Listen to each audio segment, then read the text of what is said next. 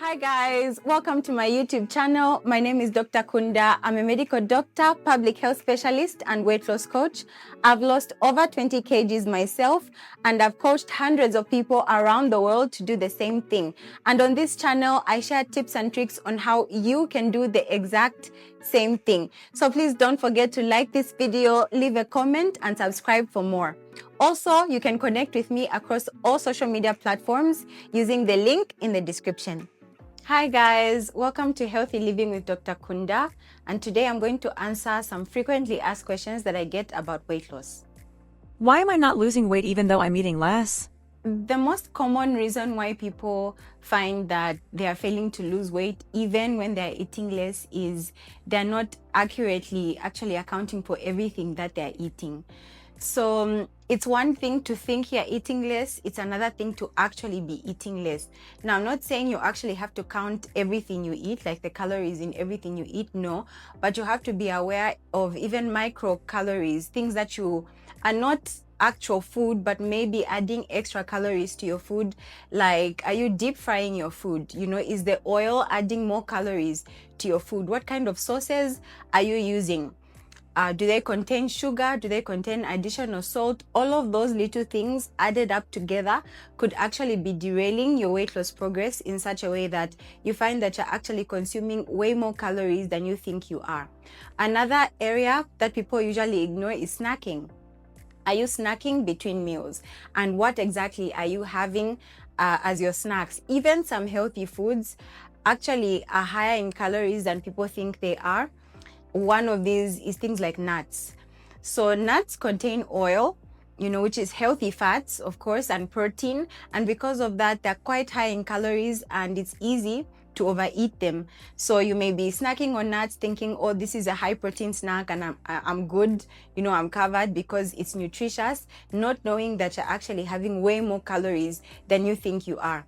Another one is avocado, another healthy food, but it's essentially a fat and really high in calories. So you can also be having too many calories from overeating healthy foods. So to cut the long story short, the reason why some people may be feeling like, oh, I'm eating less, but why am I not losing weight is they are not looking at what they're eating objectively. They may be just instinctively thinking, oh, because I've cut back and I'm eating mostly healthy, I must be eating less.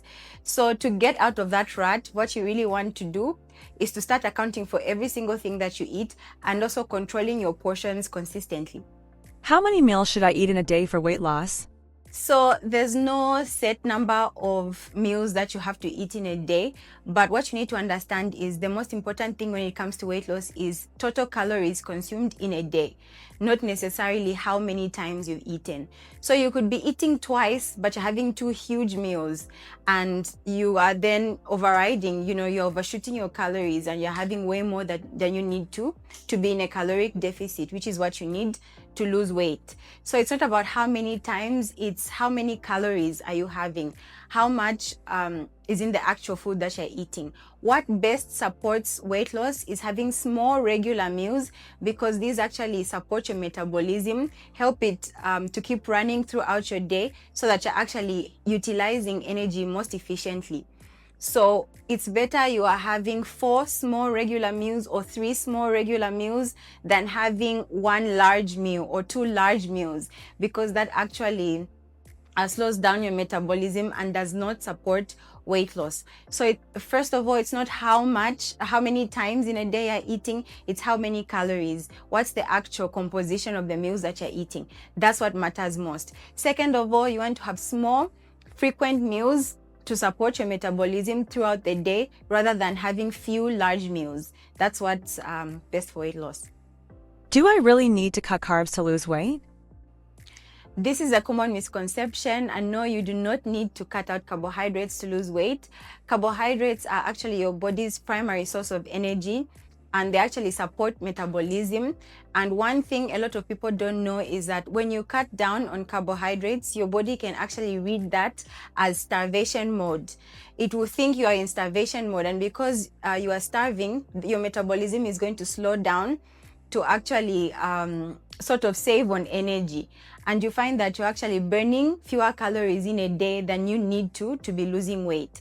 So cutting out carbs can actually work against you in that way. So no, you do not need to cut out carbohydrates to lose weight. What you need to do instead is to choose higher quality carbohydrates. So you want to choose complex carbs like sweet potato and whole grains. So you want to have things like oats, and if it's baked goods, you want them to be made from wholemeal flour and things like that. If it's in shima, you are better off going for millet, sorghum, or roller meal in shima, and avoiding white, overly processed carbs. So that's what you want to do. Those are the types of carbs that you want to be having. And then second of all, portion control, also very important. You can have carbs, but have moderate carbs, not, half of your plate should not be carbs. No, the proper composition of a plate is actually half should be green leafy vegetables, and then the other half should be shared by protein and complex carbohydrates. So if you are choosing higher quality carbs and you're applying portion control, you can absolutely have carbs as part of your healthy diet while losing weight. Can I lose weight while eating white carbs? Yes, you actually can lose weight while eating white carbs. This is a question that I get a lot because, of course, sometimes in the home setup, you find that not everyone is trying to lose weight with you. And so some people may have issues with buying things like brown rice or whole wheat pasta or even roller meal shima for the whole family. So it gets a bit tricky when you're the one who's trying to lose weight. But what you need to know is, yes, you absolutely still can lose weight while eating white carbs. The most important thing is portion control, because the biggest determining factor in whether you're going to lose weight or not are the amount of calories that you're eating. And you find that most of the time, the difference between white carbs and brown carbs in terms of calorie count is actually not that large. You find that white bread and brown bread are similar in the calorie count. Same goes with things like roller meal shima and breakfast meal. The calorie count is actually really similar. The distinguishing factor, the thing that sets white carbs and brown carbs or whole grains apart is the actual effect that it has on your body, especially your blood sugar. So for brown and processed carbs, you find that it doesn't cause your insulin to be released as much. It doesn't cause such a big spike in your blood sugar. So it's better for blood sugar control. That's why you find people who have conditions like diabetes or have some form of insulin resistance, could be from a condition like PCOS, they're actually advised to have what are known as low GI carbohydrates, low glycemic index carbohydrates. Those are your brown carbs, because of this difference in the effect that it has in your blood sugar. And that's the reason why they're also recommended for weight loss, because if your insulin is not rising as much, that actually supports fat loss. When insulin is low, that supports fat loss, which is why brown carbs are actually recommended for weight loss. So my answer is yes, you can lose weight, but you should know the difference in the effect that brown carbs and white carbs have on your blood sugar. If you have a condition like diabetes or some form of insulin resistance, you definitely have to go for brown carbs, because that lower spike in insulin actually balances out your blood sugars better and also supports fat loss. The biggest thing you want to do is to control your portions. So even if you're having white carbs, I always say have brown carbs, and if you absolutely cannot, you can still have white carbs, but you should know that you have to control your portions and have moderate amounts so that you support your fat loss. How long does IT realistically take to see results? The answer to this is healthy weight loss is about 0.5 to 1 kg weight loss per week. Anything more than that is not considered healthy, and ultimately it's unsustainable, especially if you want to lose a lot of weight. You cannot sustainably be losing 1 kg every week, and even if you do, that weight is going to be higher chances are that it's going to be hard for you to actually keep off that weight for a long time. Because if you're losing more than 1 kg per week, you're probably doing something very extreme that you can't keep up for a long time. So my advice is keep it to 0.5 to 1 kg, 1 kg being the upper limit of normal. So 0.5 to 1 kg weight loss per week. Anything more than that is not very healthy and quite unsustainable. What matters more, diet or exercise? Most of your weight loss progress actually comes from diet. So nutrition accounts for 80% of weight loss progress, while exercise accounts for 20%. Now, this is not to say that exercise is not important, because it absolutely is. It will help you to lose the weight faster, and it also helps to boost your metabolism so that your body is efficiently burning the calories that you are eating. And then it also helps for maintenance. Maintaining your weight loss, keeping the weight off for a long time is going to be harder if you are not exercising. Now, exercise doesn't mean you have to be in the gym. It just means keeping your body active. So this could be as simple as walking, but you have to have some sort of movement in your plan to lose weight and keep it off for good. Can I lose weight without exercise? Yes, you absolutely can lose weight without exercise, because nutrition accounts for 80% of your weight loss progress. And you find that in a lot of cases, like with some of my clients, they can't exercise because of conditions that they have that don't allow them to be very mobile. So in that case, you heavily lean on nutrition for your weight loss progress. So yes, you can lose weight without exercise, but it's highly recommended that you do some form of exercise, because that's going to help you to actually keep the weight off long term. Maintaining a healthy weight is much easier when you're moving your body. Does it get harder to lose weight with age? Yes, there are some hormonal changes that happen in the body that do make it a bit more difficult to lose weight as you age. One of them is muscle mass. So there's a decrease in muscle mass as you age, both for women and men, and it's actually more pronounced in women.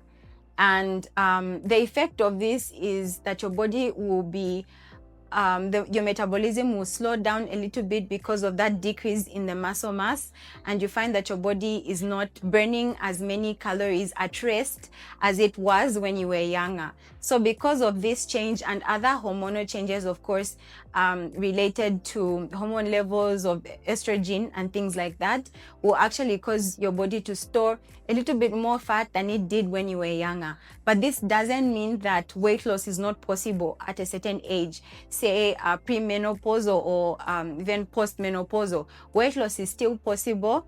And the key here will be to support your muscle mass, to actually increase your muscle mass. So having a high protein diet is essential.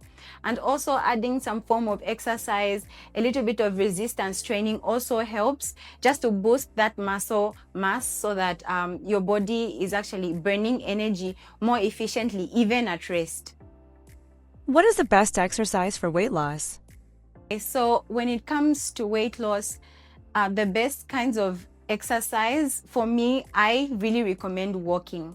So steady state cardio like walking is really great for weight loss. This is going to help primarily with fat loss. Workouts like resistance training and strength training are also great because they boost your muscle mass, which helps you to burn more energy even when you're not exercising. So when you have enough muscle in your body, you actually be burning more calories while at rest, which is why that's also highly recommended for weight loss. So I would say a combination of strength training and steady state cardio. How does sleep affect weight loss? Okay, so sleep is very important for weight loss. You want your body to be resting well, because when you are not sleeping enough, there are certain hormones, certain chemicals that are released by the body, one of them being cortisol, which actually the body reads that as stress. And when you are stressed, your body is going to actually store fat, because it will think you are in some sort of survival mode, and your body will actually start storing the energy, the food that you are eating, as fat. And for cortisol, when cortisol is high, this is actually primarily stored as abdominal fat. And that actually does not support, of course, your weight loss goals. So sleep is very important. You want to not stress out your body. You want to get enough rest so that you are not having that cortisol spike that causes a fat gain. Can stress affect weight loss? Yes, stress does affect weight loss by releasing hormones, stress hormones. Like I said, like cortisol. So when cortisol is released in the body reacts to this by storing energy. More calories are actually converted to fat rather than being utilized as energy by the body. It will be converted to fat, which will be stored in unwanted places, particularly abdominal fat.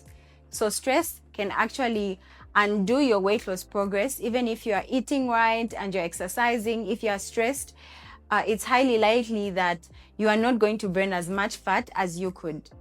Do I need to count calories while losing weight? No, you do not actually need to count calories while losing weight. Even though counting calories does work, it's quite tedious. I think you agree with me that it's a tedious process to be counting every single thing that you eat. So there are certain things, certain little tricks that you can apply in your diet that will make sure that you are consuming less calories without necessarily having to count everything you eat. One of the things I particularly recommend to my clients is to have high volume, low calorie meals. So what this means is, because when you're losing weight, you don't want to be starving. You want to actually be full. And a great way to do that is to add more veg to your meal. So you want about half of your plate to be low calorie, green leafy vegetables. And just by doing this alone, you're going to make sure that your food is actually filling. You'll be having bigger portions because a lot of it is actually low calorie veggies. You find that your meal overall is not that high in calories. So the correct plate structure you should be following is half of your plate should be green leafy vegetables, and then the other half should be shared by complex carbohydrates and a moderate amount of protein. Just by applying this alone, and also by using a medium-sized plate, you find that more often than not, you actually be having lower calorie meals without necessarily having to count every single thing on your plate. What does a calorie deficit actually mean in real life? Okay, so a calorie deficit means that your body is using or burning more calories than you are eating. So it means you are eating less and moving more. That's what a calorie deficit means, and that's actually what's required for you to lose weight. So there are many ways to accomplish this. Of course, one of them is just eating less. Eating less doesn't necessarily mean having less food. It means eating fewer calories of food. And one of the ways you can do this is having most of your plate be vegetables. Low calorie green leafy vegetables. So having things like big salads is great for you to is a great way for you to be eating less. And then when it comes to carbohydrates and protein, you're going to go for complex carbohydrates, which have a better effect on your blood sugar and support fat loss. And then when it comes to protein, you have lean protein, which is lower in fat. And then you avoid methods like deep frying. So you are better off air frying, boiling, grilling, baking, anything but deep frying. Just by doing this alone, you actually be eating less. And then the other way to accomplish a calorie deficit is to move more.